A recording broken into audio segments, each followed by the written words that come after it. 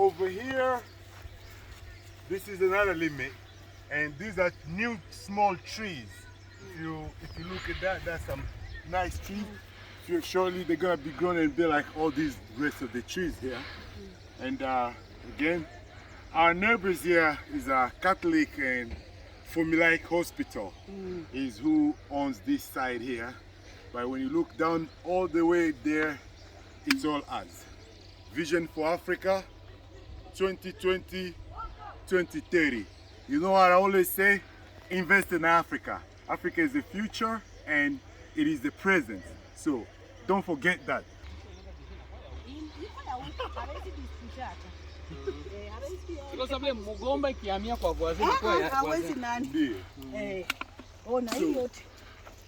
So just a quick shot. This place used to belong to my grandfather. My grandfather, may he rest in peace, so he owned this land. And when I was younger, I used to come down here with my grandmother and I would spend time in this farm with him. You see, he just picked a mango. We got some ripe mangoes. You see, he's eating that right there. So we got some fresh fruits here. You know, you're talking about eating organic and being healthy. This is what we're talking about. Yes, Shenge, tell me. Sema. Hii ni limite ya Formulaic na Nyamirengi.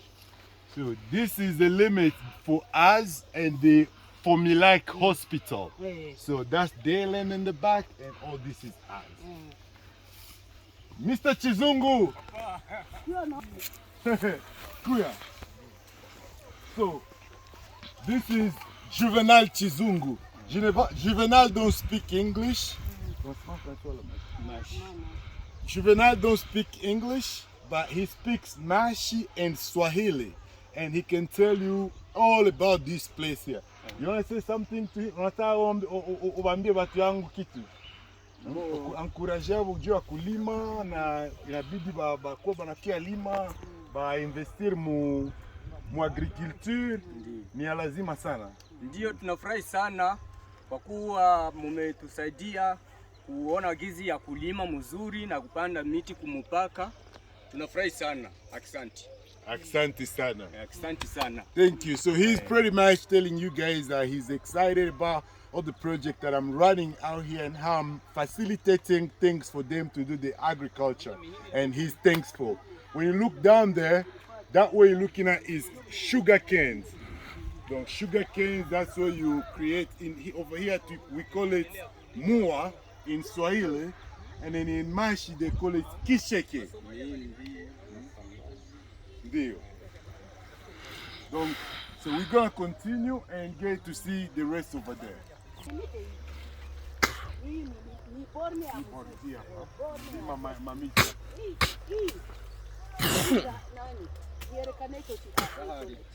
Okay. Oh, minayona.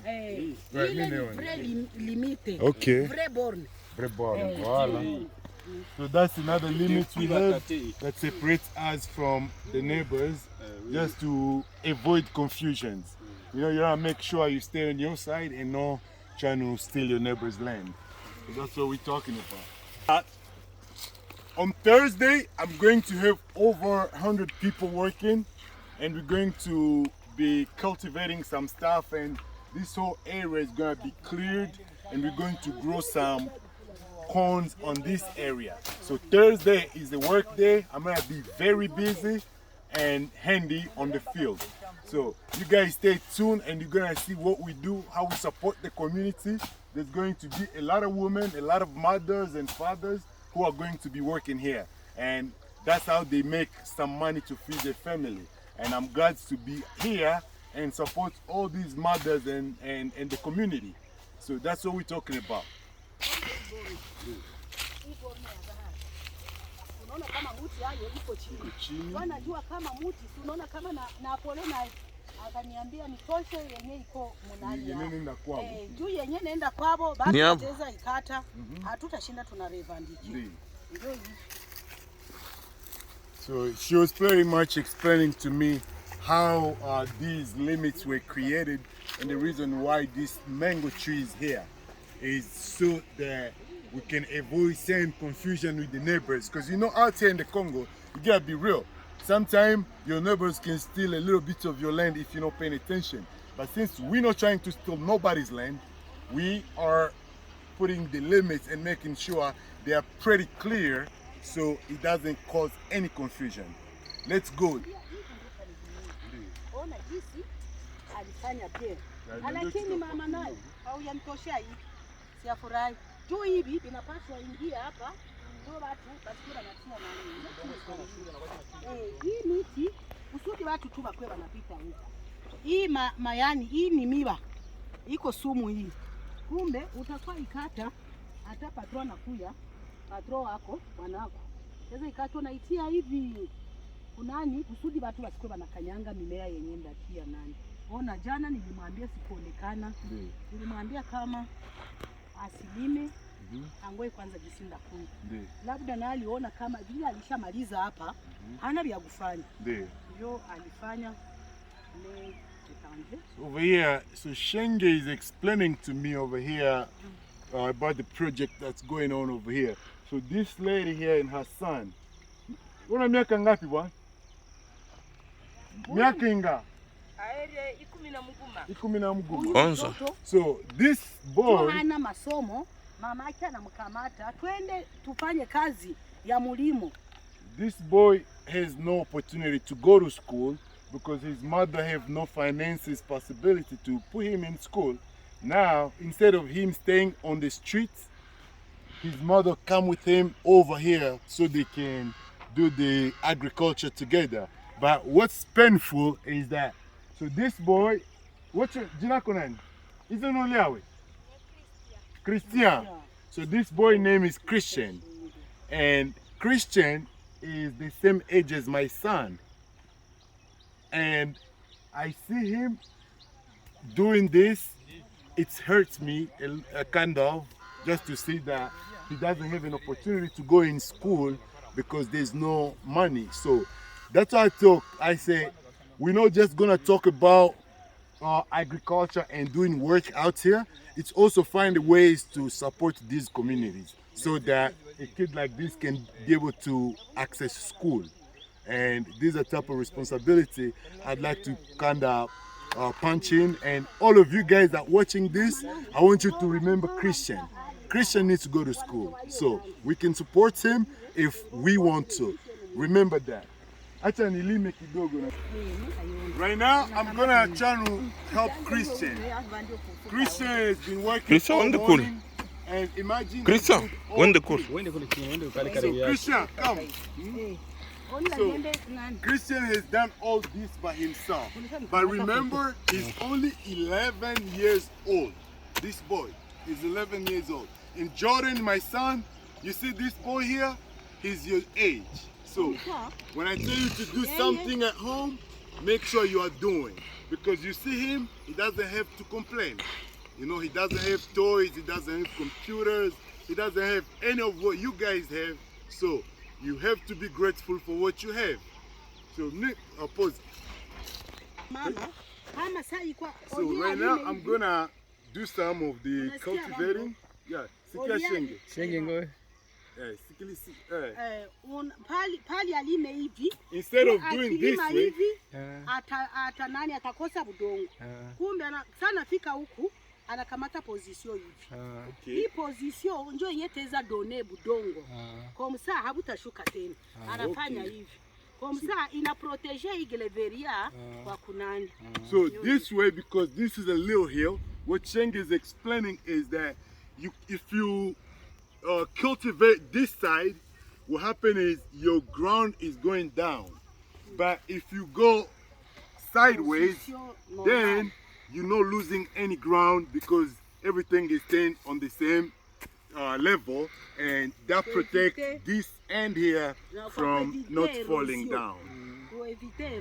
To avoid erosion, like water coming down. Mai haita kamata hapa, inabakilia hapa, inaenda inabakilia hapa, haitashuka udongo kwa nini? Haitaandomaje mimea iliyoko ndani. Exactly. She's pretty much explaining how to protect the stuff we're putting in here so the water don't come and and take it down. As you can see, this is a little hill on this side. So, okay, I'm gonna do a little bit here, so we see where we go.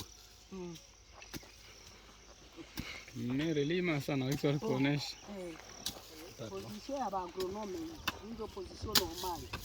Vile? Position normal. Kama anatoka kule sana pika hapa kwenye kuko nani, kwenye kuko pante, anakamata position ya agronome. Position normal. I'm not the best at doing this, but I tell you, it's doable. If Christian can do it, I can do it. If Christian can do it, you can do it.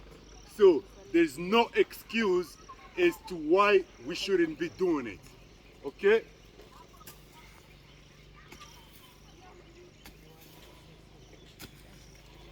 See? I'm just doing my part. I can't talk to you guys about vision for Africa if myself I'm not putting the vision into action. And it's all about, right now it's coming, it's gonna rain. And I tell you, we're about to get wet. Okay, tuendelee changa. Okay. Nyamazala. Nyamuzinda wa chocolate. Christian. Biskuit ile wa. Hii ni biskuit.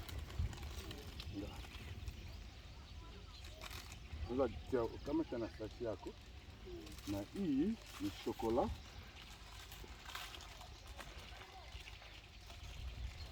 Basi atambili. Mama. Yabure mama. See, even so Christian need to get some chocolates, man. I don't have much to give Christian, but this is something. Okay? Christian, courage bwana. Ndakwa mimi nauliza shenge juu yako. Sivyo? Nauliza Christian. Ninjo Patrick. Patrick. Angalia, niangalie. Ninjo kaka Patrick. Sivyo? Kaka Patrick. Kaka, kia kwa pembeni.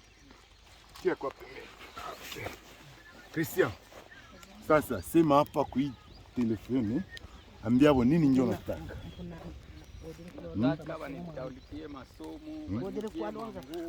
Ambia wao nini njoo nakosa. Nyono nalonza masomo. Na useme nguvu. Useme nguvu.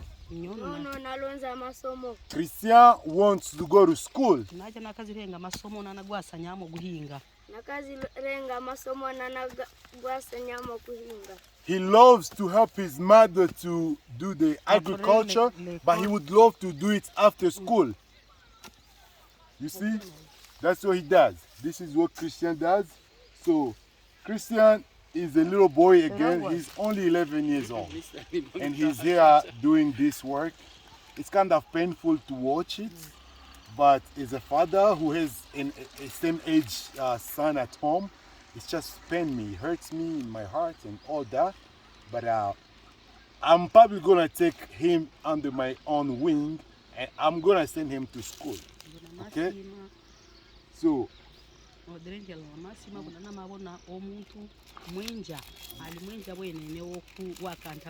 sema sasa. Christian is happy.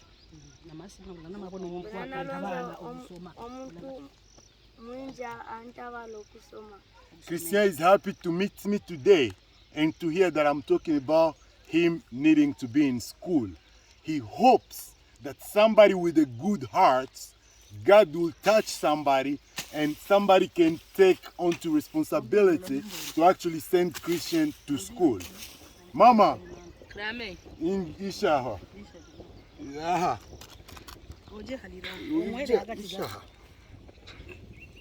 Okay. Wendy.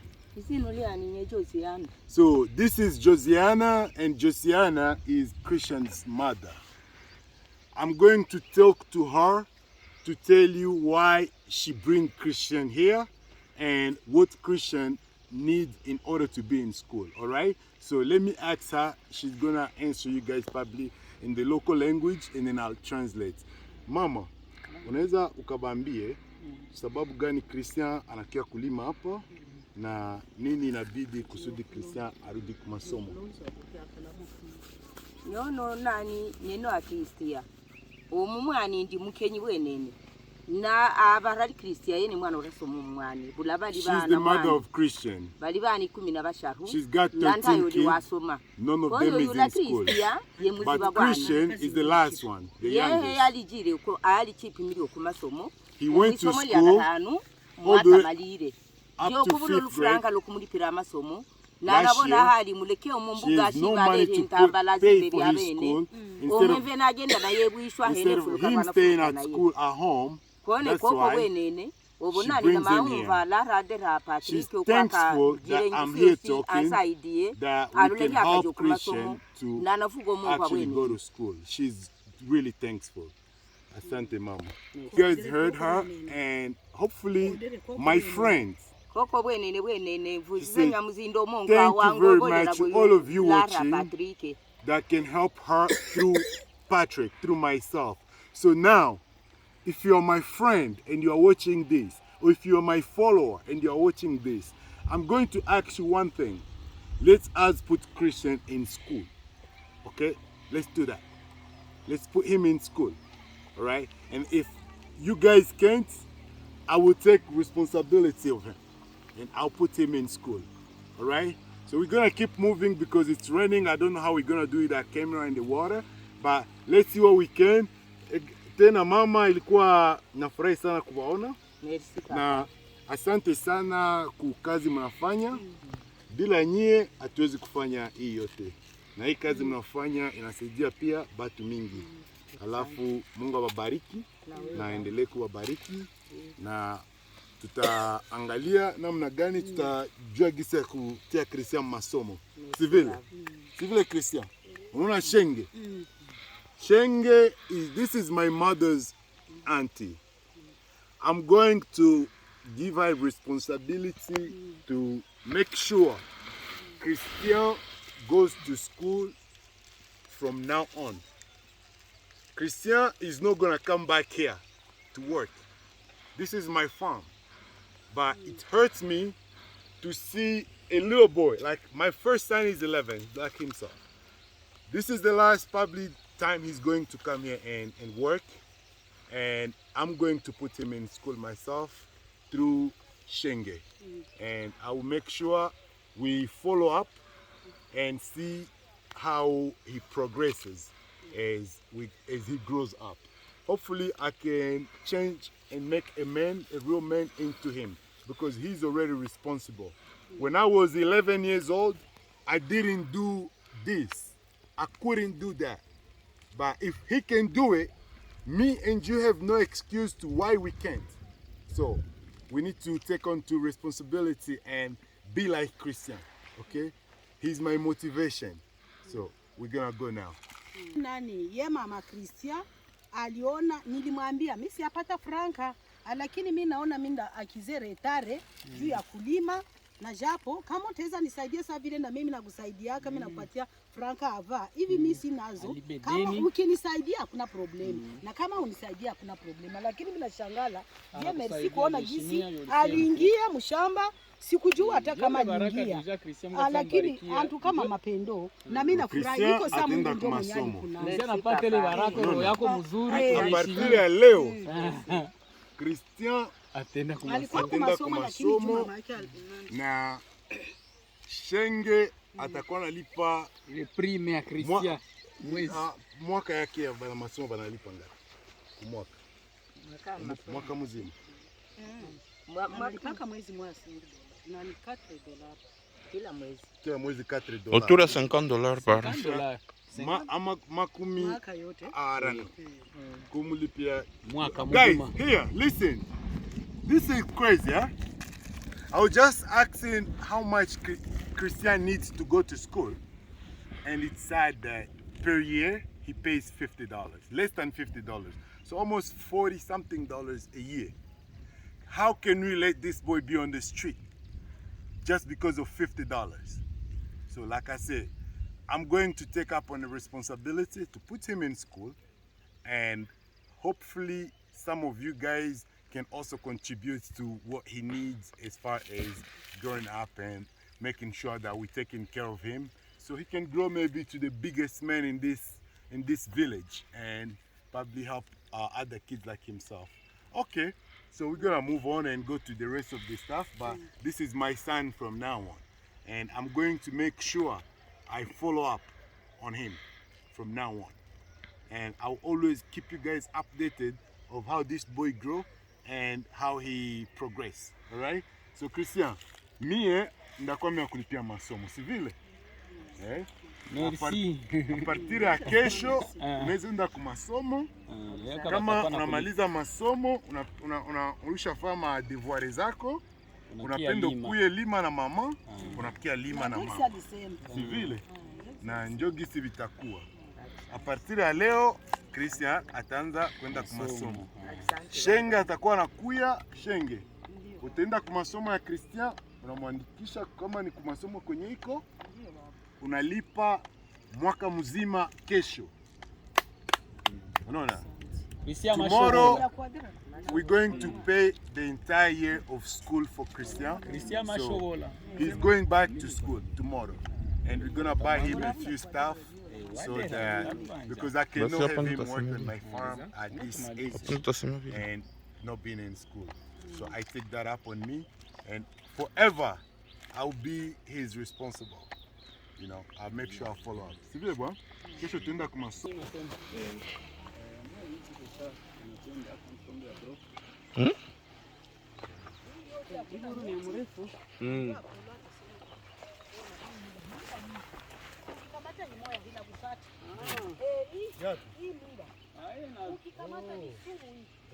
Ukikamata tu huyu mama yeye kaleta maplastiki akabala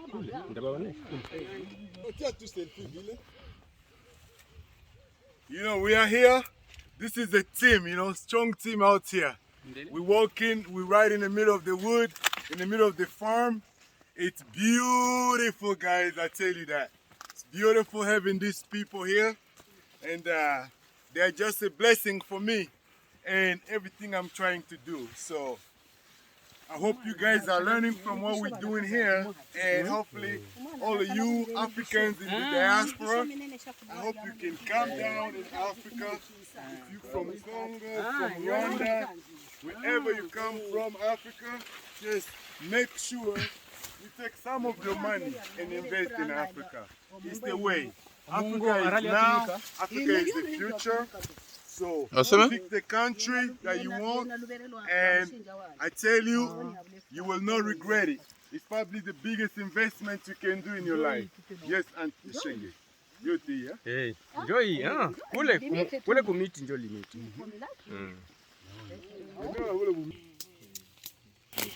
Okay. So this is the limit right here.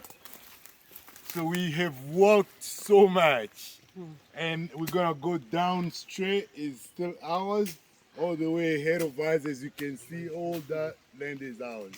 We're going to now go down that side, and you see, I came with my farm boots ready. You know, I was prepared. I know I'm gonna get dirty today, so see, I'm going like a caterpillar on this thing. The guy behind the camera, he's the one helping us. Thank you, Baudouin, for taking the camera. Thank you. Merci, Baudouin, Yeah. pour ton temps avec la caméra. Okay. Huyu mwenye ananani iko parese. Aligonjwaka. Huyu mwenye analimaka hapa aligonjwaka. Aligonjwaka prostate na ndio akapata kuendelesha hii parti. Yeye akondoa pale chini. Alimwambia kama tunatafuta ishirini nyingine. Hii ndio mlango ya hii shamba. Tunapata kwa ya kutakata. Utafuta mtu mwenye atarakia mshamba. So, guys, you see what Juvenal is showing you that right here we are planting trees. So this has been portion ngapi? Tatu. So this is the third week since they planted these trees. Ni muti gani? Gravelia. So this is Gavarian trees, and we can talk about global warming and protecting our environment if we know planting trees. I encourage you to plant more trees and not cutting them. Right now, we have so many trees going on, and I can't wait for them to come up a little bit, and then I can show you guys how it looks like. It's a whole plantation going on over here. So we're gonna keep moving. So this is another limit here.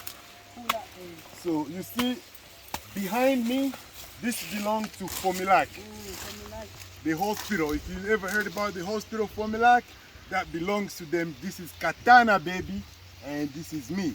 You see behind me, I have a river here. So this is water actually going through here, which is going to make everything so easy and facilitate the farming here. When we bring pigs and animals in this area, you don't have to stress about finding water. So we're going to place a pump right here, and then we're gonna pull water all the way to wherever we need it. So this is a great investment, like having a water just running through your land. It's beautiful. Beside, we're gonna go back and focus in this area. Visit. So we're going to visit the corn farm where we're growing corn. So they already harvest most of the corns for this year, but whatever is left is on that side, which we're gonna be harvesting by the end of the week. So nasikia wewe papa mwenye maka tunapatia nani jia kuproteje mamimea zetu maiki hapo bako ba porte milango hii. This is pretty much in this side. We allow some people to rent this area so they can plant their stuff here, and this is the limit. And you see, so our stuff are in this side are not being affected. Here, you see, we have these cassava. These are cassava leaves. This is pondu, baby. You live in America, you know, pondu is expensive. Pondu is a special plate, but guess what? I got pondu here for you. Underneath, we have cassava. But on the other side, I'm gonna actually pull the cassava from the ground so you can see what's popping. These are the corns.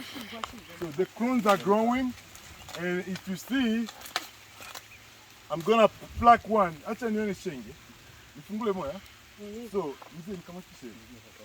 So you see,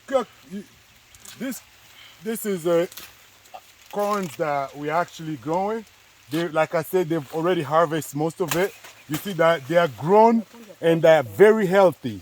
You see, look at it. This is straight out of my farm, and this is my own work. I've been doing this whole time, and I'm super proud to actually come down here today and be able to hold this. And this just shows you that agriculture is the future. Agriculture is the present, is now. This is what people eat. You know, people don't need to be hungry. People don't need to die of hunger. We don't have to go to Rwanda and buy cornmeal. We don't have to go to Rwanda and buy agriculture stuff, because we can do it here. And we can do it by showing and proving to others that it is possible. We just have to put our mind into it, and it is possible. It's doable. Let's go. These are all corns, you know. It's all done, you see? It's all done beautifully grown. This land is very productive, and you see, they're cutting all the corns out here for me today. You know, I'm the corn daddy. Shortly, you guys are gonna be eating a lot of fufu from this place. You know, you're gonna have a lot of fufu, and I'm excited to actually make the fufu ya masango. Banakin, bowo sanateke na Bukavu. Makambo saleza ebele. Boya bome malar na bino to investi to sala makambo. Fufu bokolia ebele. Ebele. Donc vision en chef de l'État yango etozo sala. Talking. So.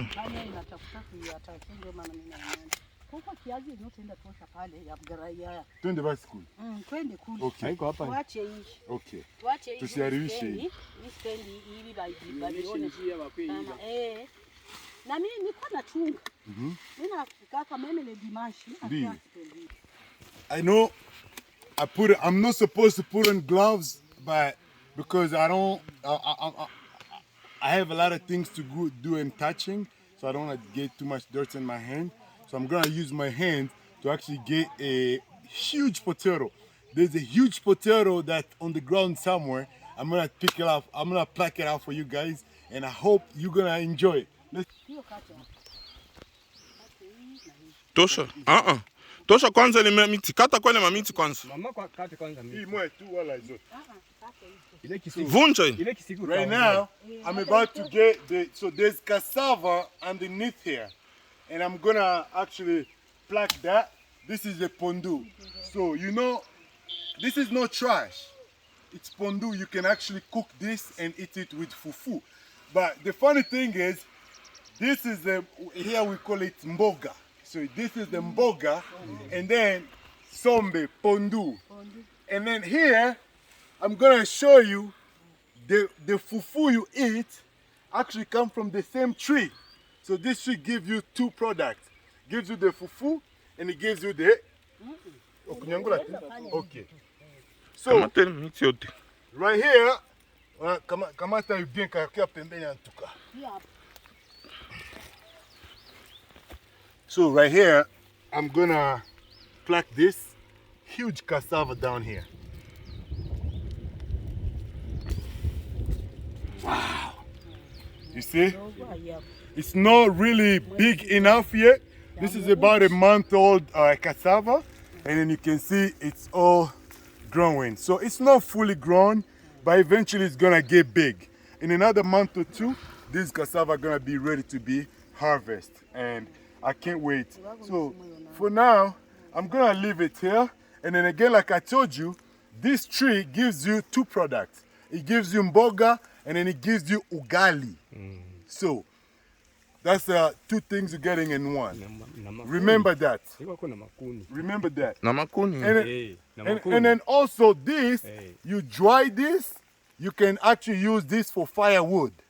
And you know, it's that's the thing. There's nothing that's, everything is useful in the farm. And that's why I say farming is life. Farming is life. Africa is now, Africa is the future. So we need to take our money and invest in these things. You know, we are making difference like that. Okay, I'm gonna put this back and leave it there. So this is my machete and this is my plaque. So that's how we going. Farm boy. Shenge. Kuambia mtu kama tulifanya visit. Tulifanya visit kwa hii shamba. So you see how Shenge plaque this one here. So she's just letting you know that we were here visiting and we use this as a sample to show you guys the plants and everything that we're doing over here. That's it. We're gonna go now to the potato, the sweet potato, and you're gonna see some huge potato. And I can't wait to show you guys. Shenge, twende Shenge.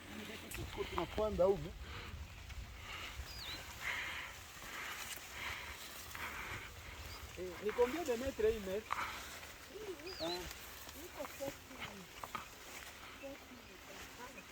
7 hectares. 700 mètres. Hectare. Hectare ou 900 mètres? 100 mètres, oui. 700 mètres. Yeah, this is about 7 hectares actually. It's a big land. You see down there? You see it goes all the way down there. It's a really big land. I tell you guys, I'm getting my breath walking up here. So let's go find the potato, the sweet potato.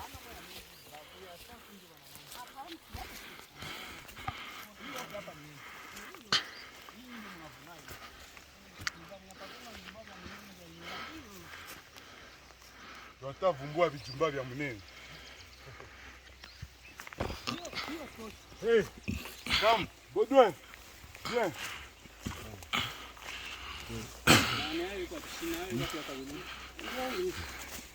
Yeah. Enjoy. Okay. So,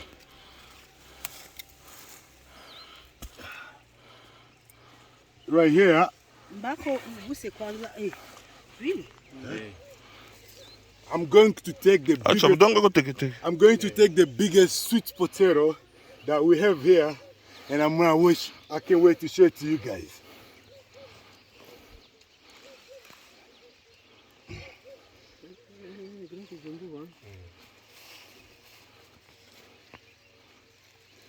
Moya ndio ilikuwa na niache hii nani. Usitoshe hivi. Niache ndabifunikia. Kiazi itoshe. So, this is it. You see, that's a big potato. Amanakare. So, this shows that all the work that I've been doing has not been gone for free, okay? It's not been done in vain. When I see this, I appreciate the work. I appreciate all these women and men who come here and do this while I'm far away in America. But they come here and do this for me. And this is how we are all together trying our best to make an impact in the small communities, in small villages up here in Katana. Very far away from where we live, but we are here. Nothing is stopping us, so we go. I'm going to take this home to America. My children are going to eat this. Me asema, hii inaenda Amerika. Watoto wangu watenda kule kijumbu. Mi peke nilikitosha mbulongo. Hey, Jordan, Chloe, Ariel, Nduta, here, I got you guys. We're going to eat this for dinner. I got you, together. We have... Okay. So we're going to go on the other side because these ones here are not big enough. So be patient with us. Ile jembe tuliacha? Oh, okay.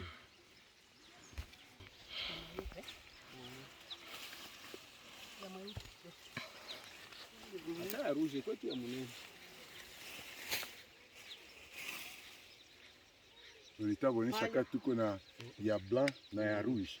Sasa wewe unakuwa Bulaya wanaangalia hata usi makulere. Nini? Kuka mupe pale. Angalia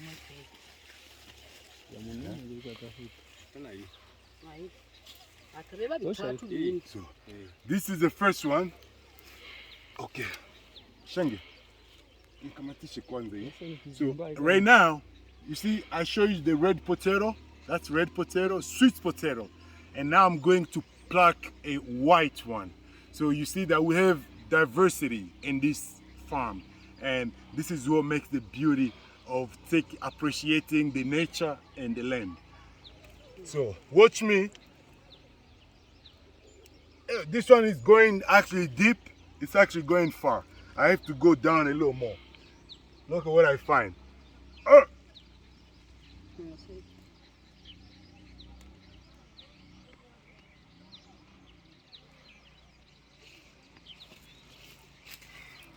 Wow, look. That's a white one, white potato. It's not as big as the one I plucked, but it's all there. And I'm super excited to be here right now. Look at the Shenge is pulling another one. Look at that. Look at that. Oh. So you see, we got 3 white potatoes here already. You see, everything is coming, everything is growing, everything is healthy. And especially that, you know, the plants, the land is really good for planting things, you know. And yeah, njoo nikwambia hapa explique. Hii kalite ya rouge na hii kalite ya mweupe. Comme ça baone kama hii udongo tuko tunafaa vitu mingi.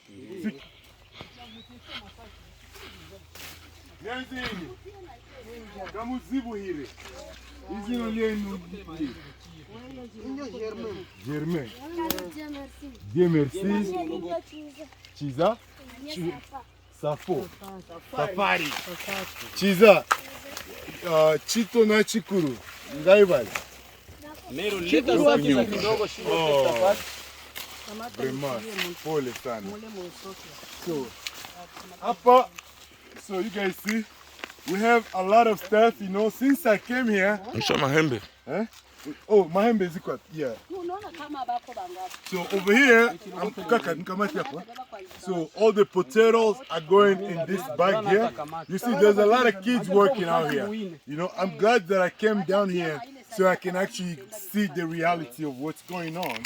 So, you know, we have to figure what to do about these kids, man.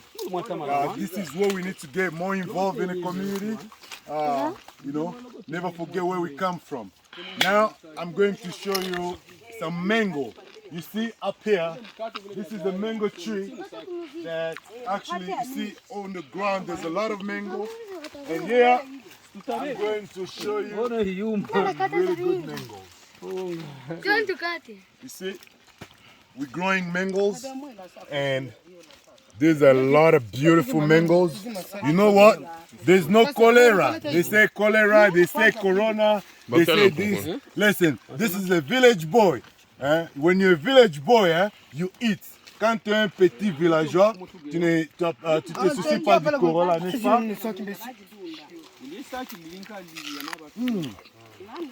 Yo, look. My hands are dirty, but guess what? I'm in the farm. This is my farm, so I'm gonna eat this.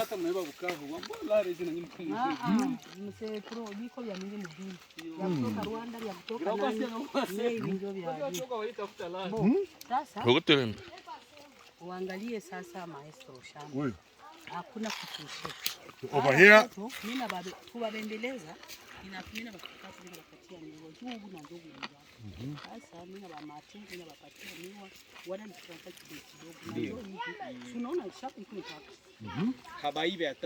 So, you see, these are more corn, a lot of healthy corn here. You see, I'm not going to take it out. You can see with my dirty hands, guess what? I'm eating some mango here.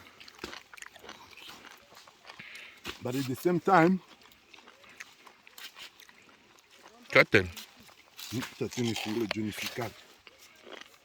you see, this is a very healthy corn right here. That's a corn meal. And so with this, we're going to be actually developing a corn meal where we can actually have an industry and producing more of corn flour in this area. We're going to also be making chicken feed from these corns, and then as we go, we get more stuff, and we're going to develop more stuff and more needs to do with all of these products. But hey guys, let's go. Baba na chesa kyoko. Hein? Baba chesa kyoko. Oh, baba peut-être déjà. Oui.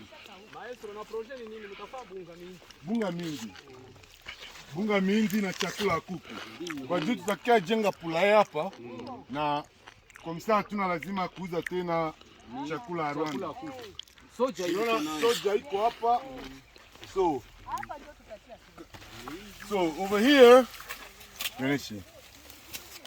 over here, we're growing soy beans. So this is how soy beans look like, and this is actually not fully grown yet. Hopefully I can see anything in there. So there's no seed in there yet. Oh yes. So yes. So these are some soybeans that we are growing. So with this, we're going to do a lot of meal going on over here. So this is a maize. See, everything is grown, everything is healthy. Now we just need to harvest and take it down, all these stuff, and yeah, that's it. That's the soybeans again.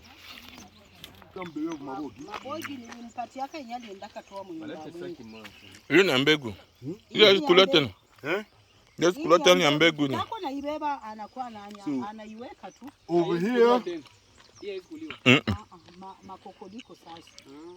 So these are other products like in French you call it courge. I forget what you call this in English, but we are growing all this maboga in Swahili. You know, this is madekere. So all this is some type of greens that we are growing here. So this means that so you see this one, I just plucked that out of the ground. I'm gonna actually break it in two pieces, and then you're going to see the seeds.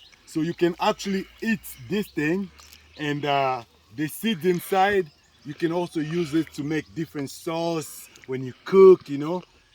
So this, let me open. I'm gonna knock that out. You know, you can make oil out of this.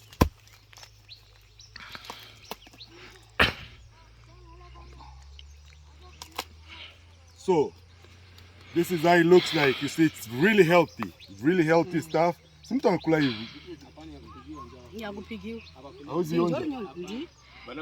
Mtu anaweza onja.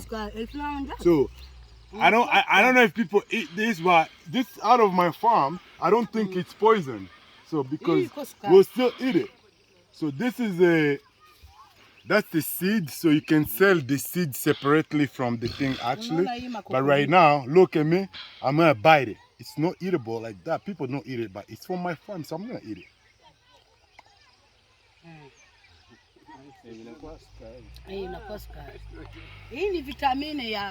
This is it, baby. You grow it. When it's good, you eat it. Going to sell it to people, you gotta eat it yourself first, so and show them it's healthy. Thank you, Shenge. Shenge. Shenge is the pro here, and she's been taking care of all this for me. I'm very grateful for her over here. Over here, you see, the kids are up there on the trees. So, hold on, I'm gonna go there too. See, they're getting all those mangoes. Hey, Mutumi Embe. Mutumi.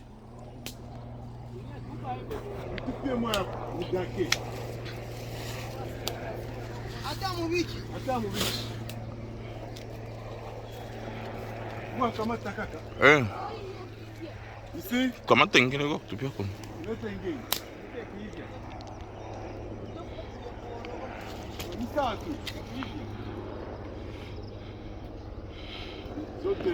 So the boys up there actually cutting the mangoes. You see the bags are full. So I'm gonna take those mangoes and I'm gonna go actually give them to my grandmother's people and my mother's family, because that's a lot of mango. They cut those mangoes just because I came here, so I can take them. I'm gonna bite it. Look.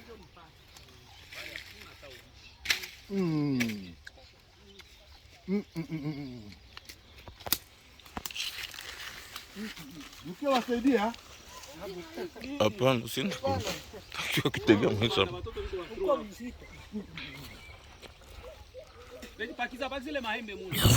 You see? Onesha wa apeti mole. So those boys actually are the ones that come down and cut the trees. So I'm gonna have to move away so the trees don't follow me, the mangoes.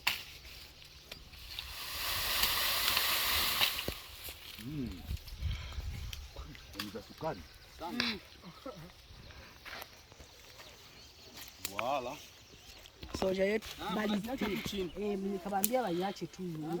Over here, they're already harvesting the soy beans, and if you look at this right here, so this is soy beans. We had a lot of soy beans coming up that we had to actually grow here. They started harvesting about a week ago. You see, it's all on the ground. You see, it's all on the ground. Anisha, it's all on the ground. It's all over the ground because now they just need to come and pick it up and actually pluck it out of the thing. For now, I'm gonna take out this and I will open it. So I'm here. I'm gonna open all these soy beans. So I will show you how the final product look like, because this is finished products. They just need to actually take it out of the course, and this soil is going to be ready to be mixed and make some chicken feed, and some of them we're going to actually sell it for use. See, that's the bean. So really healthy beans.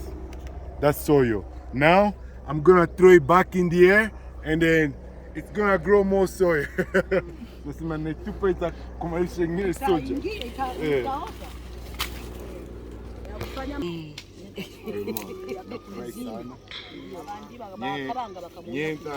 Nyenta jira amashi lakini ndina essayé. Ok, koko. Wanagamenyisha. Ndina pima. Agamenyire da. Koko mea, koko. So, in the next couple of days, we're going to be back here to pick up all this soy that's ready, the soy beans, so we can take it out of the courses and we'll be able to put it in the markets for sale and also for other uses. So guys, stay tuned. I told you, Vision for Africa is not just talk. It's all about leading by examples, and we are leading by example. You know, I'm always preaching you guys, let's invest in Africa. Africa is now, Africa is the future. It can't be a future for you if you're not doing nothing now. That's why you see I'm doing something now. That's why I'm motivating you and others so we can all put our forces together as an African diaspora and come down here and take over, because this land is out for grabs. Everything is out for grabs. You see, everybody up there is doing agriculture. So why can't we do it? If they can do it, we can do it. If I can do it, you can do it. And that's the mentality, you know, that's the mindset. We're gonna keep doing the best we can, but just don't be not doing anything, if that's what I can say. Harvest the corn, so you first pluck everything down and then throw that.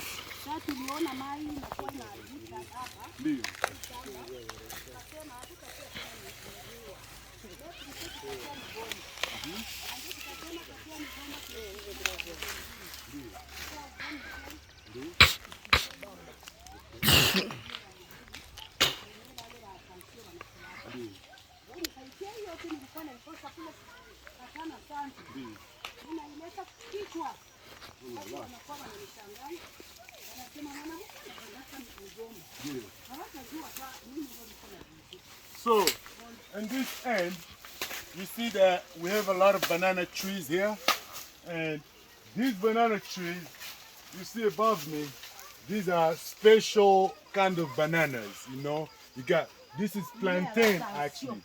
That's plantain, and then we have small bananas. We got red bananas, and that's what's up. That's what's happening, man. We have a lot of things going on here, and I'm super glad, super proud of myself for taking a step to actually adventure in farming.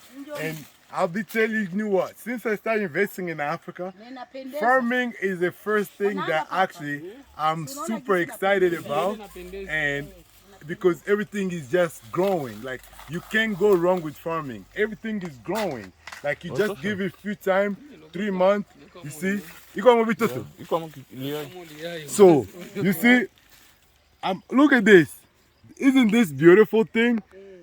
This is a bird nest. You know, this is a bird nest, and you see that you see that we just find it here, and it has an egg inside.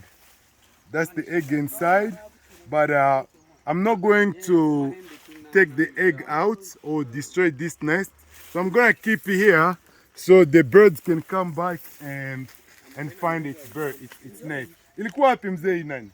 Turudishie ile ndege. Ilikuwa kunani? Ilikuwa kwa hivi. Saba lilikata. Hapa kunani? Nitawaambia mtengeneze gingatia biento. Ndi. Soja na nani. I'm gonna put this thing somewhere. I don't want to throw it away. So I don't need to throw it away. I'm gonna put it here. So I just want it to be protected. Unaiprotege pale kuko ndege ngeteza kuya inani juu naitia. Ungitia hapa kuya mrefu.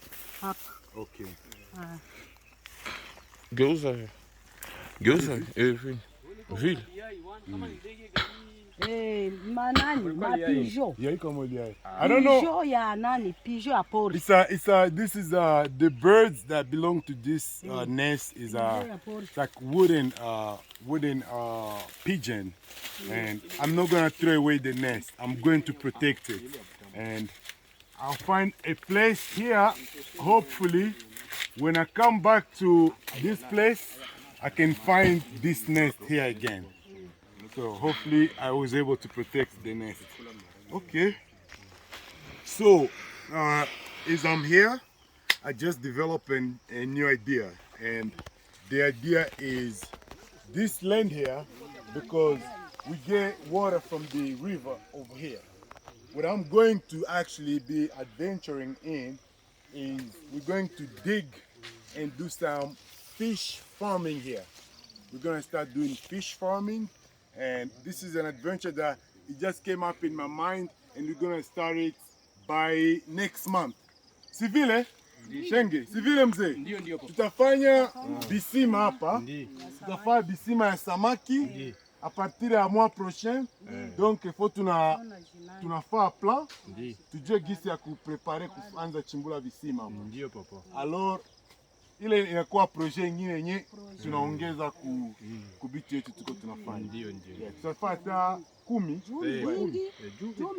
Tunaipatia nani kwa samaki? Exactement. Exactement. Na kisha tunafuga kuku kidogo. Ile mavi ya kuku tunakuwa tunaifaa mboleo na ina create tunakomalisha mivunyu. Unajua kisa kukomalisha mivunyu na mavi ya kuku? Ndio, ile yenyewe ulitia pale kunyumba. Ndio yenyewe nilikuwa naleta ile mboleo mimi na ivulgarizia mshamba. Bwana, inabidi sasa kukausha mavi ya kuku.